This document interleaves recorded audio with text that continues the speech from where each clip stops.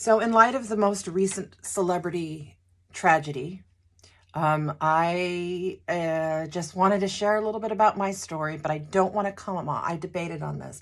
I don't want to come off as being opportunistic or trying to capitalize off of tragedy. If you know me at all, if you know me personally, you know that that's not my vibe. But just Google celebrities who have unalived themselves. The list is long. You've got everyone from Mindy McCready, Chris Cornell, Robin Williams, of course, the latest with Stephen Twitch, Boss, and Naomi Judd. It just goes on and on. The list is just so long.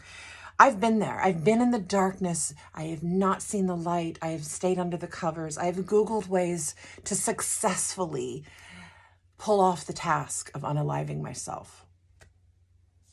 So yes, it is part of my story. And yes, I do write about it. And the only reason why I'm asking you to just allow me to indulge you in my story is because perhaps it will help someone else out there. The only way to find the light when you're in the darkness is to just reach for the tether that someone is throwing you, a life raft. And that life raft comes in the form of feeling less alone. So share your story. Here's a little bit of me sharing mine. When I arrived home, the rubble of my life served up equal parts comfort and disgust. Piles of dirty laundry covered the floor, and stacks of paper blanketed the coffee table. The kitchen countertops were a nesting place for empty wine bottles, dirty dishes, and unopened mail. There was a slight odor weaving its way up to my nostrils, and I couldn't tell if it was coming from my skin, my scalp, or the basic parameter of the area. Ashamed, I didn't have the strength or desire to investigate further. I undressed and climbed into my unmade bed. If only I knew what this was, I thought. What I could do. If only I took a shower, did laundry, washed the dishes, went for a walk, had a piece of chicken. That last one's from Mom. If only. Through the darkness of my room outside the bedroom window, I saw sunlight playing hide and seek with the palm leaves in the breeze. Children were playing on the street. They competed with the crashing waves echoing in the distance. This is what life is like, I thought.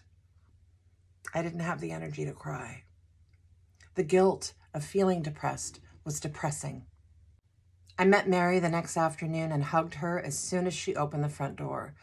She sat and listened to my story without judgment or pity. In less than an hour, I bullet pointed my life for her. I'm trapped in darkness, I said, and so much of what I see is light. How do I get there?